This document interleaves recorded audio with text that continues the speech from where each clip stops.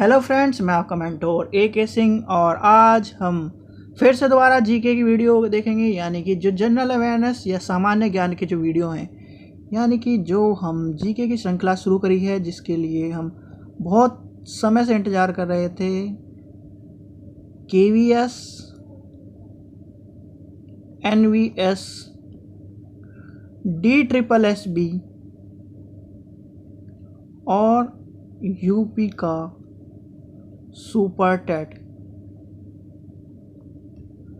इसमें कहीं ना कहीं आपने देखा होगा जो सामान्य ज्ञान की जो वीडियो है, यानी सामान्य ज्ञान का जो टॉपिक्स हैं, उसमें कहीं ना कहीं पहले हमने देखा, क्या देखा, एक आपको वीडियो मिली होगी अंतर्राष्ट्रीय संगठन, उनके मुख्यालय और उसके स्थापना वर्ष।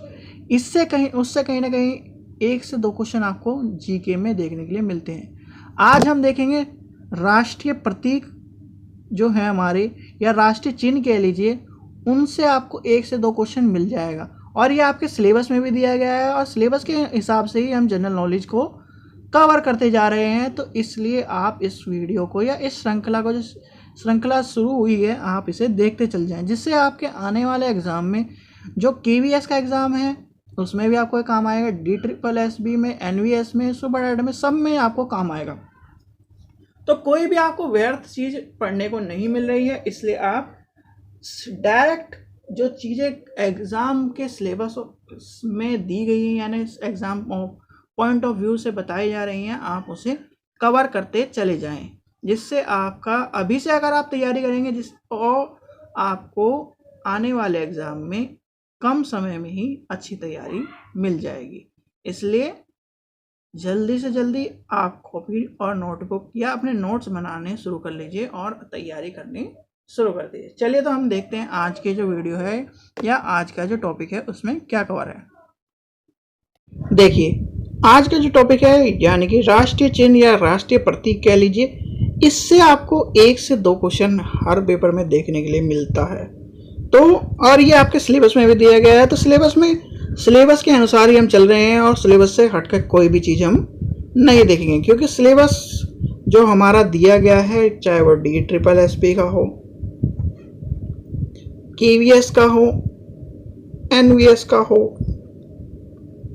यूपी का सुपर टेट का हो, उसमें कहीं ना कहीं इन सब की बातें करी गई हैं। तो उसी हिसाब से हम सिलेबस देखते जा रहे हैं। तो आज हम देखेंगे क्या, राष्ट्रीय चिन्ह या राष्ट्रीय प्रतीक। तो सबसे पहला है राष्ट्रीय ध्वज। राष्ट्रीय ध्वज के बारे में आपको सबको पता होगा कि हमारा राष्ट्रीय ध्वज तिरंगा है। तो उसके बारे में हम देखते हैं, बस तिरंगे तक ही सीमित नहीं रहना है, उसके बाद की जो चीज़ें हैं वो इसमें पूछी जाती हैं। तो चलिए देखते हैं। राष्ट्रीय ध्वज तिरंगे के समान अनुपात 3 क्षेत्रीय पट्टियाँ, यानी कि 3 पट्टियाँ दिखाई है और उसमें आपको पता होना चाहिए 3 उसके कलर पता होने चाहिए। यानी कि अगर हम इस तरह देखें तो 3 पट्टियाँ हैं, उसमें एक बीच में चक्र होता है और उसमें तिलिया होती है। तो उसके बारे में आपको सबको पता होना चाहिए क्या क्या चीज़ें हैं। तो वही आपको दे रखा है यहाँ। केसरी रंग सबसे ऊपर होता है, सफ़ेद रंग बीच में होता है और हरा रंग नीचे होता है। तो ये आपको पता होना चाहिए। फिर आपसे पूछा जाता है, एक ये इम्पोर्टेंट देखिए, जो पूछा जाता है वो क्या पूछा जाता है, ये ध्वज की लंबाई चौड़ाई का अनुपात। ये कई एग्जामों में पूछा गया है, तो इसलिए आप इसे नोट कर लीजिए, 3:2। सफेद पट्टी के बीच में नीले रंग का चक्र होता है, तो चक्र पूछा जाता है, चक्र किस का होता है, वो होता है नीले रंग का। शीर्ष में केसरी रंग देश की ताकत या साहस को दर्शाता है। तो अगर आपसे पूछा जाए तो केसरी रंग किसका है, तो साहस और ताकत का। बीच में सफेद रंग की पट्टी होती है, वो धर्म चक्र की शांति और सत्य का क्यों संकेत करती है। हरा रंग देश की शुभ विकास और की ओर दर्शाता है, यानी कि विकास की ओर दर्शाता है। इसी प्रारूप के अनुसार जो ये है, सारनाथ के अशोक स्तंभ से क्या लिया गया है, जो सफेद रंग में जो 24 तिलियां हैं उसका चक्र। ठीक है बच्चों, जो 24 तिलियां हैं, ये आपसे पूछा जाता है कि जो 24 तिलियों का चक्र है वो कहाँ से लिया गया। इसी प्रारूप सारनाथ में अशोक के सिंह के स्तंभ पर बने चक्र से लिया गया है। कहाँ से लिया गया है ये? अशोक के स्तंभ के, जो सफेद पट्टी के बीच में, सफेद पट्टी की चौड़ाई के लगभग बराबर है। ठीक है, तो फिर आगे देखते हैं आगे क्या कह रहा है। भारत संविधान सभा ने राष्ट्रीय ध्वज को 22 जुलाई 1947 को अपनाया। तो ये क्वेश्चन आपको इम्पोर्टेंट है, ये भी पूछा जाता है। अगर आपने वीडियो देखी होगी, यानी कॉन्स्टिट्यूशन वाली वीडियो देखी होगी, तो आप उससे जाकर देख लिया। नहीं देखिए तो आपको डिस्क्रिप्शन में लिंक मिल जाएगा, उसे जाकर देख लिया। नहीं तो आई बटन में, अगर आई बटन में देखेंगे तो यहाँ पर आई बटन में आपको वो वीडियो मिल जाएगी। तो चलिए अब देखते हैं नेक्स्ट, राष्ट्रीय गान। राष्ट्रीय गान के बारे में सबको पता है। राष्ट्रीय गान और राष्ट्रीय गीत में कंफ्यूजन ना हो। राष्ट्रीय गान का सीधे सीधे कंफ्यूजन ये है कि जो 52 सेकंड में गाया जाता है वो है राष्ट्रीय गान, छोटा सा बस अंतर। ठीक है, चलिए अब देखते हैं राष्ट्रीय गान। भारत का राष्ट्रीय गान अनेक अवसरों पर बजाया गाया जाता है। ठीक है, इसमें कोई ये चीज़ें इंपॉर्टेंट नहीं है, हमें जो इंपॉर्टेंट चीज़ें वही देखेंगे। राष्ट्रीय गान के सही संस्करण के बारे में समय समय पर अनुदेशन या जारी किए गए हैं। इसमें अवसर, ये सब चीज़ें छोड़ दीजिए। इस अवसर पर गौरव में जो चीज़ें दी गई हैं वो सामान्य चीज़ें हैं, और वो कहीं ना कहीं एग्जाम पॉइंट ऑफ व्यू से इतनी कार्यगर नहीं है। तो इसमें सबसे इम्पोर्टेंट है राष्ट्रीय गान कितने सेकंड में गाया जाता है। सबसे इम्पोर्टेंट है 22 सेकंड। आपसे पूछा जाए राष्ट्रीय गान कितने सेकंड में गाया जाता है, तो 22 सेकंड। इसकी रचयिता कौन है, तो रचयिता पूछा जाता है, तो रचयिता पूछ ले जाता है। तो आपसे रचयिता आपको पता होना चाहिए, रविंद्र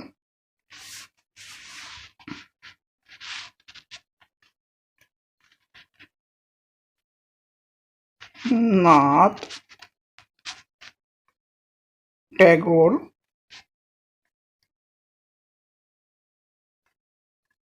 इसके रचयिता है। तो रविन्द्रनाथ टैगोर जी इसके रचयिता है। आपसे ये पूछा जाए तो कभी भी कि इसके रचयिता कौन है, तो रविन्द्रनाथ टैगोर है। नेक्स्ट देखते हैं, नेक्स्ट क्या है, राष्ट्रीय गीत। अब राष्ट्रीय गीत और राष्ट्रीय गान में कंफ्यूजन ना हो। राष्ट्रीय गीत जो है वो एक गीत है जिससे हमारे देश की गौरव या सुशोभित, जिसमें राष्ट्रीय गीत अगर आपसे पूछा जाए तो राष्ट्रीय गीत कौन सा है, वो है वंदे मातरम। तो इसे किसने गाया था, ये है बंकिम चंद्र चटर्जी ने इसको रचयिता, मतलब रचयिता कौन थे, बंकिम चंद्र चटर्जी। और राष्ट्रीय गान के रचयिता कौन थे, रविन्द्रनाथ टैगोर। ये कंफ्यूजन ना हो आपको। चलिए राष्ट्रीय गीत के बारे में देखते हैं। वंदे मातरम गीत बंकिम चंद्र चटर्जी द्वारा संस्कृत में रचा गया था। ठीक है, स्वतंत्रता की लड़ाई के में लोगों के प्रति के ये सब चीजें इंपॉर्टेंट नहीं, आगे देखते हैं हम। सबसे इंपॉर्टेंट जो चीज है वही देखेंगे हम। 24 जनवरी 1950 में राष्ट्रपति, हमारे प्रथम राष्ट्रपति कौन थे, राजेंद्र प्रसाद ने संविधान सभा में एक बयान दिया, वंदे मातरम जो भारत की स्वतंत्रता संग्राम में ऐतिहासिक भूमिका निभाए, जो जनगण मन के साथ सामान्य रूप से समन्वय किया गया है, इसके साथ बराबर दर्जा दिया गया। यानी कि जनगण मन कौन सा है, हमारा राष्ट्रीय गान, तो उसके समान का दर्जा दिया गया है राष्ट्रीय गीत को। इसे पहली बार 1896 में भारतीय राष्ट्रीय कांग्रेस के सत्र में गाया गया। तो ये इंपॉर्टेंट है, आपको जो इंपॉर्टेंट चीज़ है वही नोट करनी। एक ही इंपॉर्टेंट चीज़ है और ये इंपॉर्टेंट चीज़ है, यानी कि आपको 24 जनवरी इतने को। और तीसरी चीज़ है किसने रचा, यानी किसने लिखा। तो ये तीन चीज़ इंपॉर्टेंट है और कोई चीज़ इंपॉर्टेंट नहीं है। ठीक है, चलिए नेक्स्ट देखते हैं।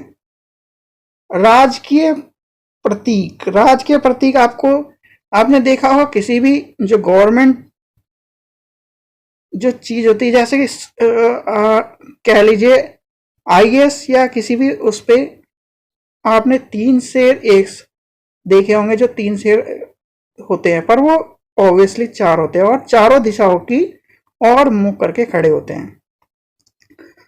4 शेर कहीं ना कहीं एक तरह से प्रतीक है कि हमारे रक्षा कर रहे हैं, जो कि कहां से लिए गए हैं सबको पता होगा, चारों दिशाओं की ओर। देखिए आपने इस तरह के शेर देखे होंगे जो एक इधर और एक इधर, आपको 3 शेर दिखाई देते हैं, पर उसके पीछे भी एक शेर होता है जो कि छुपा रहता है। अगर हम उसे ऊपर से देखें तभी हमें दिखाई देगा, और वो चारों शेर 4 दिशाओं की ओर रहते हैं। तो 4 दिशा हमारे देखा होगा कि 4 दिशाएं, तो 4 दिशाओं की ओर वो पहरा या कहना एक तरह से खड़े होते हैं। नियम इसके, भारत के राष्ट्रीय चिन्ह सारनाथ की अशोक स्तंभ, यानी कि अशोक के सिंह स्तंभ से लिया गया है। अशोक स्तंभ कहा जाता है, अशोक स्तंभ मिलेगा आपको वहां लिखा हुआ, तो वहां से लिया गया है, जो कि सारनाथ के संग्रहालय में सुरक्षित रखा गया। इसकी मूल से ये सब चीजें इंपॉर्टेंट नहीं है। इसके नीचे घटित आकृति पद में ये भी इंपॉर्टेंट नहीं, इसमें पूछा जाता है, कभी कभी पूछ लिया जाता है कौन कौन सी आकृतियां हैं सॉरी। तो इसमें किसकी आकृति है, एक हाथी की है, घोड़े की है और सांड की है, सिंह की है। ये आकृति इसके नीचे अगर आप देखेंगे तो इसमें नीचे यहाँ पर आकृति होती है, ठीक है, वो पूछ लिया जाता है, तो ये इंपॉर्टेंट है। फिर पूछा जाता है आपसे, इस स्तंभ के नीचे देवनागरी लिपि में सत्यमेव जयते लिखा है, जो जिसका अर्थ है सत्य की ही विजय होती है। तो ये चीजें आप इंपॉर्टेंट देख लीजिए कि सत्यमेव जयते कहाँ लिखा है, तो आपसे ये पूछा जाता है सत्यमेव जयते कहाँ लिखा गया, तो कहाँ लिखा है, राजकीय पत्र या राजकीय चिन्ह जो है हमारा है उसके नीचे राजकीय चिन्ह, ठीक है बच्चों। और कहाँ से लिए गए, अशोक स्तंभ से लिया गया। अगर आप देखेंगे तो 6ठी क्लास की यूपी बोर्ड की किताब में भी आपको ये मिल जाएगा और एनसीईआरटी में भी आपको ये सब चीजें मिल जाएंगी, तो इसलिए परेशान ना हो। नेक्स्ट देखते हैं राष्ट्रीय पक्षी।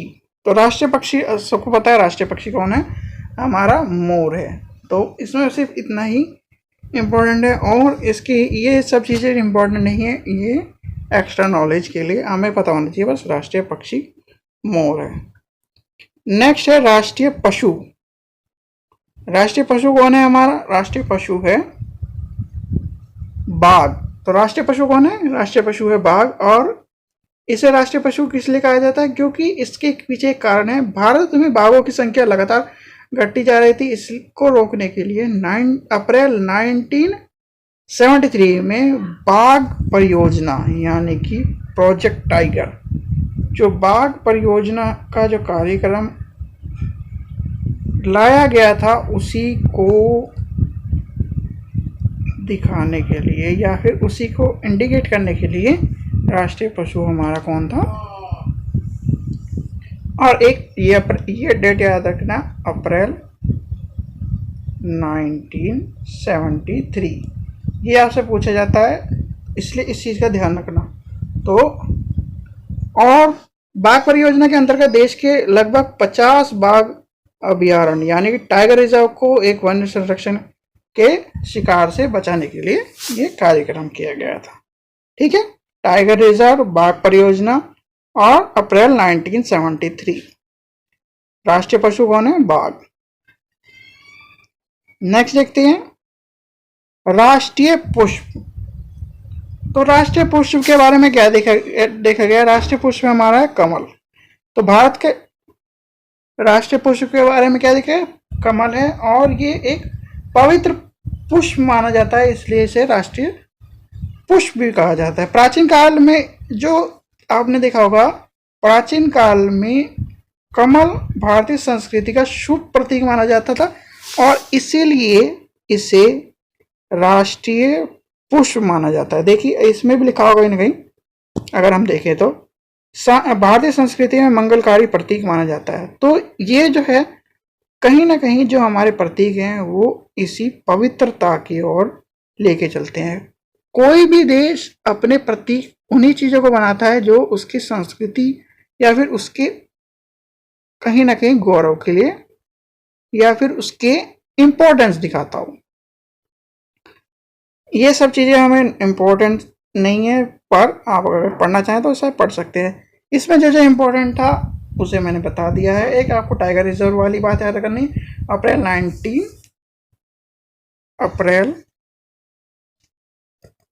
1973, ठीक है।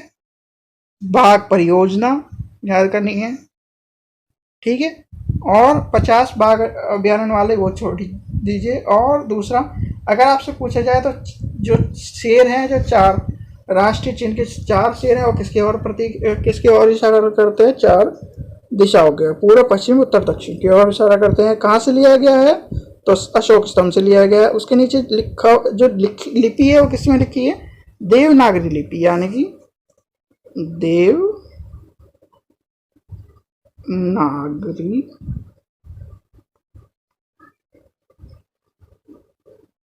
लिपि,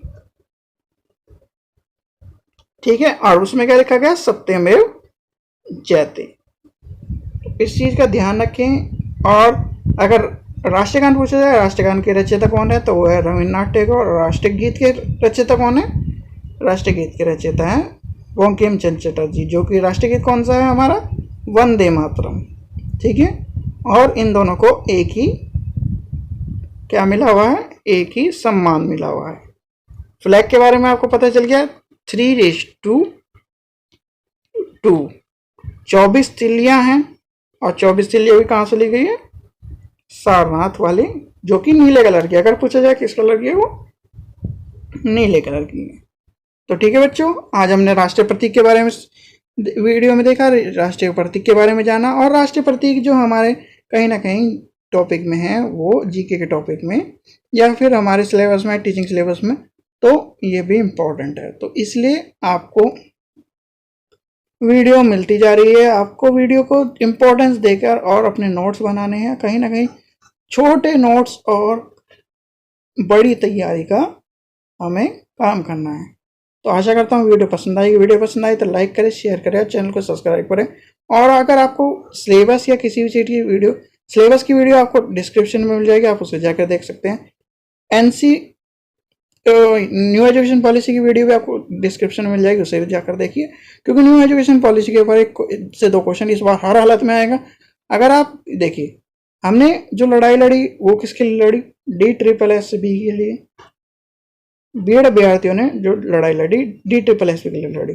DSSB में 100 नंबर का जो सेक्शन है, यानी कि 100 नंबर का सेक्शन 2 या पार्ट 2 कह लीजिए, तो उसमें आता है CDP या फिर और जो एजुकेशन साइकोलॉजी, मान लीजिए एजुकेशन साइकोलॉजी का सिलेबस है, तो एजुकेशन साइकोलॉजी में एजुकेशन पॉलिसी भी आती है। तो एजुकेशन पॉलिसी में आएगा फिर न्यू एजुकेशन पॉलिसी, और न्यू एजुकेशन पॉलिसी आपको पता होनी चाहिए 2020 की। तो उसे भी जाकर देखिए जरूर। वो भी छोटी सी वीडियो है, छोटी सी वीडियो में आपको सारी चीज़ें कवर हो जाएगी। बच्चा 3 वर्ष से स्कूल कैसे गया और कहाँ से उसने PhD करी, कैसे PhD करी, कैसे ग्रेजुएशन करी और कैसे MA करी, ये सब चीज़ें आपको समझ में आ जाएगी कंप्लीट वीडियो में। तो उसका भी आपको डिस्क्रिप्शन में लिंक मिल जाएगा। ठीक है बच्चों, थैंक यू।